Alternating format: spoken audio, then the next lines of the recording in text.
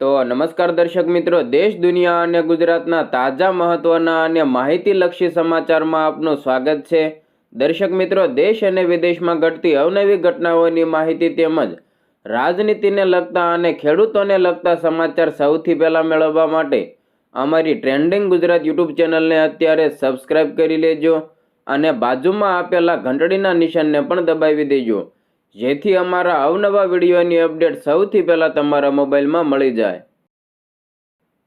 દર્શક મિત્રો, સૌપ્રથમ ખેડૂતલક્ષી સમાચાર ઉપર એક નજર કરીએ તો આપ સૌ સારી રીતે જાણો છો કે પાછલા કેટલાક દિવસોથી ગુજરાતના વાતાવરણમાં ભારે કમોસમી વરસાદનો માર જોવા મળી રહ્યો છે અને ખેડૂતોને મોઢે આવેલો કોળિયો છીનવાઈ ગયો છે। ત્યારે હવે ગુજરાત સરકાર દ્વારા સર્વે પણ હાથ ધરવામાં આવ્યો છે, પરંતુ આ સર્વેની સહાય વચ્ચે ભાજપના ધારાસભ્ય દ્વારા એક મોટું નિવેદન જાહેર કરવામાં આવ્યું છે। તમને જણાવી દઈએ કે ભાજપના ધારાસભ્ય દ્વારા ખેડૂતોને સહાયની જાહેરાત નહીં પરંતુ દેવા માફીને લઈને મોટી જાહેરાત કરવામાં આવી છે અને મુખ્યમંત્રીને પણ પત્ર લખીને રજૂઆત કરવામાં આવી છે। તો વિગતવાર માહિતી મેળવીએ કે શું છે સમગ્ર ઘટના। તમને જણાવી દઈએ કે ગુજરાતમાં કમોસમી વરસાદને કારણે ખેડૂતોને થયેલા નુકસાનને કારણે સરકારી સહાય આપવાની માંગ ઊભી થઈ છે। આ વચ્ચે કુમારભાઈ કિશોરભાઈ કાનાણીએ મુખ્યમંત્રી ભૂપેન્દ્ર પટેલને પત્ર લખ્યો છે કે જેઓ સુરતથી ધારાસભ્ય છે અને તેઓ ભાજપના ધારાસભ્ય છે। આ પત્રમાં તેમણે ખેડૂતો માટે અનેક માંગણીઓ કરી। બદલાતા વાતાવરણ અને વારંવાર આવતી કુદરતી આફતોને કારણે ગુજરાતના ખેડૂતો વારંવાર પાકના નુકસાનનો સામનો કરી રહ્યા છે અને જેને કારણે તેઓ દેવાની જાળમાં ફસાઈ પડ્યા છે।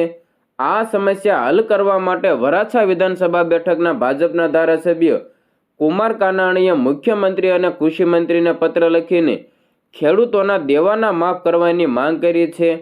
પત્રમાં તેમણે જણાવ્યું છે કે સરકારે આગળ આવીને ખેડૂતોને દેવામુક્ત કરીને તેમને ફરી એકવાર બેઠા કરવા જોઈએ, જેથી તેઓ ચિંતામુક્ત થઈને ખેતી તરફ પરત ફરી શકે। ધારાસભ્ય કુમાર કાનાણીએ પત્રમાં રજૂઆત કરી છે કે અતિવૃષ્ટિ, કમોસમી માવઠું અને વાવાઝોડા જેવી આફતોના સમયે સરકાર હંમેશા ખેડૂતોના પડખે ઊભી રહી છે અને પાક નુકસાન અંગે આર્થિક સહાય પણ આપે છે, પરંતુ આ સહાયથી ખેડૂતોના સંપૂર્ણ રાહત મળતી નથી અને તેઓ બેઠા થઈ જતા નથી। વારંવાર થતા પાક નુકસાનને કારણે ખેડૂતો દેવામાં ધકેલાતા જાય છે। તેમણે કહ્યું કે છેલ્લા 4 વર્ષથી આ પરિસ્થિતિ હું જોતો આવ્યો છું। માત્ર સહાયથી નુકસાનીની ભરપાઈ થઈ શકતી નથી, કારણ કે મજૂરી, બિયારણ, દવા સહિતનો ખર્ચ ખેડૂતોએ કર્યો છે અને જ્યાં મોઢે આવેલો કોળિયો ચાલ્યો ગયો છે। તમને જણાવી દઈએ કે કાનાણીએ વધુમાં એમ પણ જણાવ્યું કે બદલાતા મોસમને લઈને ખેડૂતોને વારંવાર નુકસાનીનો સામનો કરવો પડી રહ્યો છે અને આ કારણે સરકારે ખેડૂતોને દેવા મુક્ત કરવા માટે તેમનું દેવું માફ કરવા માટે વિચારવું જોઈએ। તેમણે સૂચવ્યું છે કે હાલ જે પ્રોજેક્ટ અત્યંત જરૂરી ના હોય તેવા પ્રોજેક્ટને એક બાજુએ મૂકવા જોઈએ અને સરકારી કાર્યક્રમોમાં થતા ખર્ચમાં કરકસર કરવી જોઈએ। આનાથી બચત થયેલા ભંડોળથી ખેડૂતોના દેવા મુક્ત કરી શકાય। તેમણે કહ્યું કે દેવા મુક્ત થાય તેની વેદના ખેડૂતની છે અને ખેડૂતોનો અવાજ સરકાર સુધી પહોંચાડવાનો મેં પ્રયાસ કર્યો છે। તમને જણાવી દઈએ કે આ માંગણીનું મહત્વ તેમણે ખૂબ જ જરૂરી માન્યું છે, કારણ કે ખેડૂતને બેઠો કરવો ખૂબ જ જરૂરી છે। તેમણે એમ પણ કહ્યું કે જો ખેતી ઓછી થશે તો ખૂબ મોટી સમસ્યા ઊભી થઈ શકે છે।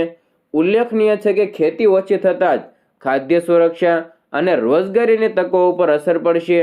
આ અંગે કાનાણીની આશંકા છે કે જો ખેડૂતોના દેવાના બોજમાંથી મુક્ત ન થાય તો તેઓ ખેતીમાંથી દૂર થઈ જશે, જે રાજ્ય માટે મોટો ફટકો સાબિત થઈ શકે છે। દર્શક મિત્રો, ભાજપના ધારાસભ્ય દ્વારા મુખ્યમંત્રીને પત્ર લખીને જે રજૂઆત કરવામાં આવી છે તેના વિશે તમારો શું અભિપ્રાય છે તે કોમેન્ટ બોક્સમાં તમારો અભિપ્રાય જણાવવાનું ના ભૂલતા। હવે મિત્રો આગળ વાત કરીએ તો હાલ ગુજરાતના ખેડૂતો માથે જે માવઠારૂપી સંકટ તોળાઈ રહ્યું છે અને જેને કારણે ગુજરાતના ખેડૂતોનો પાક જાણે બરબાદ થઈ ગયો છે, મોઢે આવેલો કોળિયો છીનવાઈ ગયો છે અને ખેડૂતો સંપૂર્ણપણે બરબાદ થઈ ગયા છે। ત્યારે રાજ્યની ભૂપેન્દ્ર પટેલ સરકારે ખેડૂતોને સહાય કરવા માટે શું શું તૈયારી દર્શાવી છે, કયા કયા મોટા નિર્ણયો લીધા છે તેના વિશેની વિગતવાર માહિતી મેળવીએ।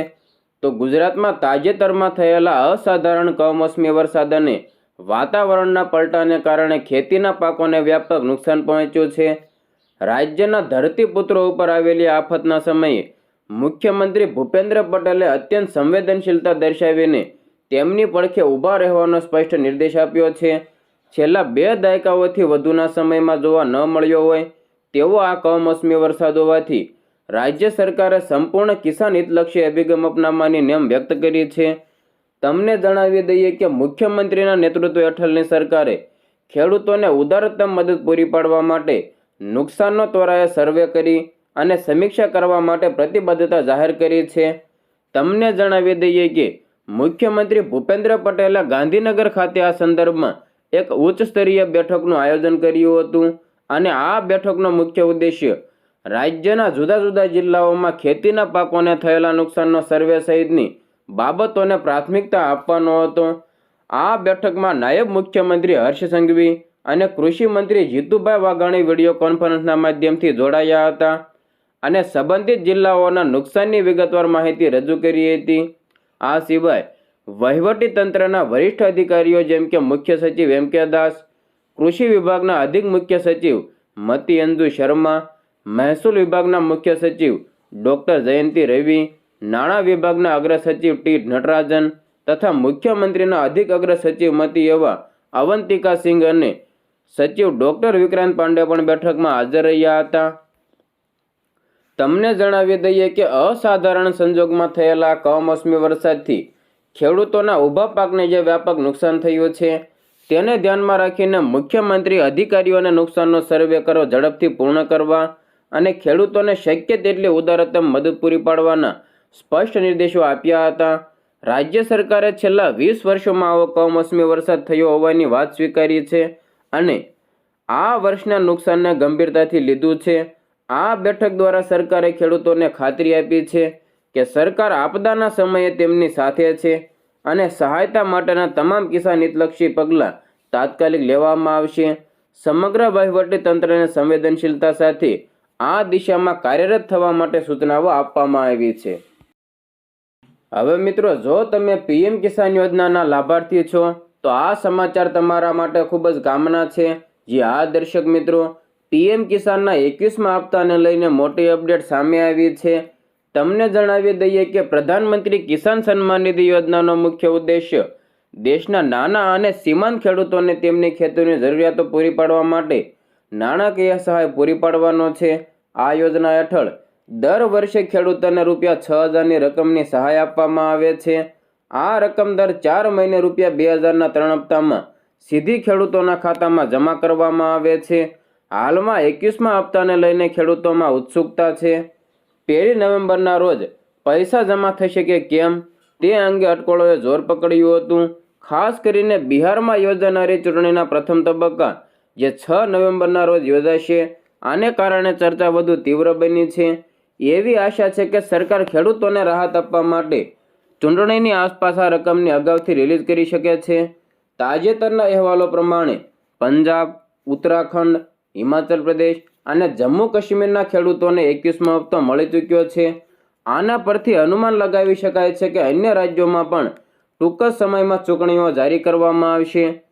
આંતરિક અહેવાલો સૂચવે છે કે PM કિસાન યોજનાનો 21મો હપ્તો નવેમ્બર 2025ના પહેલા અઠવાડિયામાં જારી કરી દેવામાં આવશે. ઘણીવાર સરકાર પહેલા હપ્તા ટ્રાન્સફર કરે છે અને પછી તેની સત્તાવાર જાહેરાત પાછળથી કરે છે.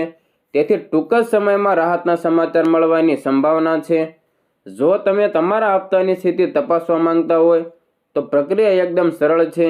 સૌપ્રથમ pmkisan.government.in ઉપર સત્તાવાર વેબસાઇટ ઉપર મુલાકાત લો.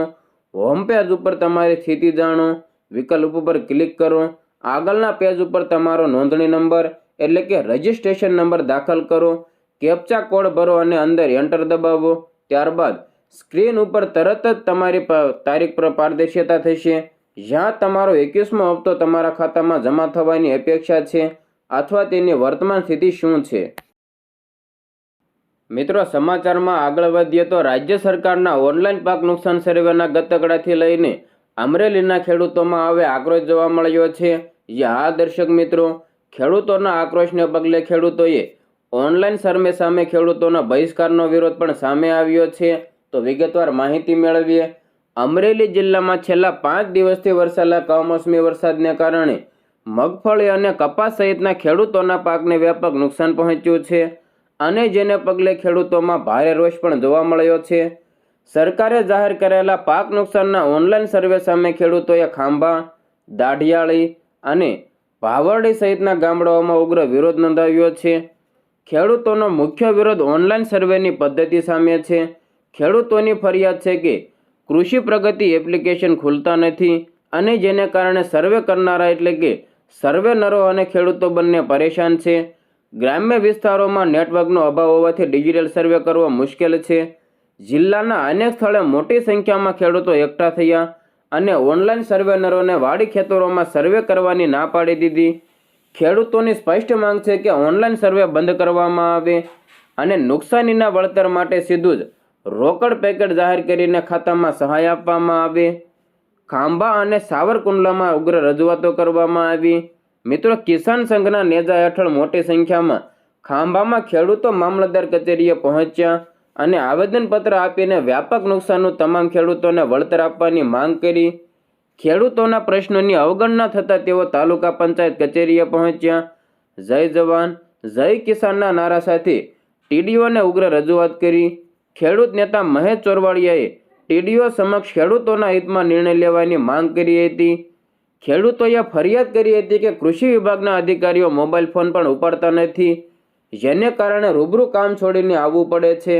ટીડીઓએ જણાવ્યું કે સરકાર દ્વારા પ્રાથમિક સર્વે થઈ ચૂક્યો છે. દર્શક મિત્રો, આ વિશે તમારું શું કહેવું છે તે કોમેન્ટ બોક્સમાં તમારો અભિપ્રાય જણાવી દેજો.